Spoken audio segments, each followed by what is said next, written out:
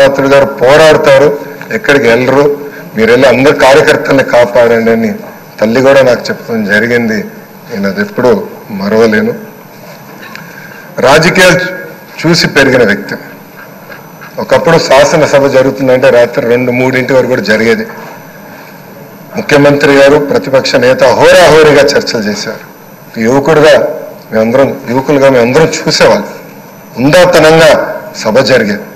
ఎవరైనా స్పీడ్గా మాట్లాడినా రెండో రోజు సభకొచ్చి కొంచెం స్పీడ్గా మాట్లాడడం క్షమించండి అని కూడా కోరిన రోజులు అందరం చూసాం. కానీ గత 5 సంవత్సరాలు అన్నీ లేకుండా పోయినాయి. ప్రజలు కూడా ఒక మాటలో చెప్పాలంటే శాసనసభని అసహించుకునే పరిస్థితి వచ్చింది.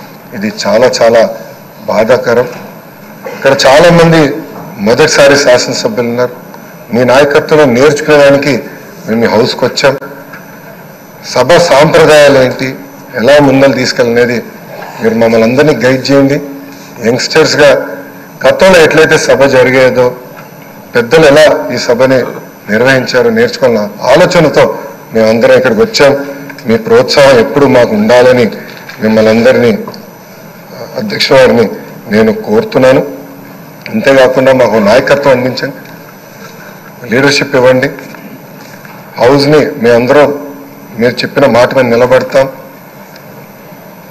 గౌరవ ముఖ్యమంత్రి గారు మన మంత్రులు కలిసినప్పుడు మాకు చెప్పారు, ప్రతిపక్ష హోదా లేకపోయినా, ప్రతిపక్ష ఇక్కడ ఈరోజు హౌస్కి రాకపోయినా మనమే ప్రతిపక్షం అనుకోవాలి. ప్రజల తరపున నిలబడాలి, ప్రజల తరపున పోరాడాలి, ప్రజల సమస్యలు తెలుసుకోవాలి, ప్రజలకు కావాల్సిన చట్టాలు మనం తీసుకురావాలని చాలా స్పష్టంగా చెప్పారు. దానికి మీ సహకారం చాలా చాలా అవసరం అని మిమ్మల్ని నేను కోరుతున్నాను.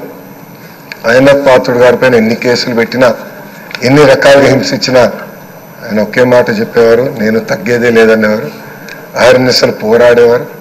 గన్నవరం సభలో కూడా మీరు ఆనాడు వచ్చి మాట్లాడితే కూడా మరుసటి రోజు మీ పైన కేసు పెట్టి నాన్ బెయిలబుల్ వారెంట్ కూడా ఇష్యూ చేస్తాం చూసాం. కానీ అయ్యన్న పాత్రుడు ఎప్పుడు తగ్గలేదు, ఎప్పుడు పోరాడితే ఉన్నారు. ఆ స్ఫూర్తిని మేము అందరం కూడా హౌస్కి తీసుకెళ్తాం. మీ దగ్గర నుంచి మేము చాలా నేర్చుకోవాల్సిన అవసరం ఉంది.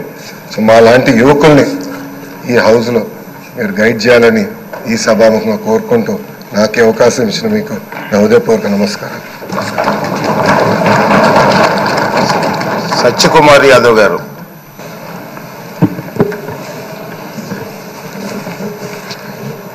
సుదీర్ఘ రాజకీయ నేపథ్యంలో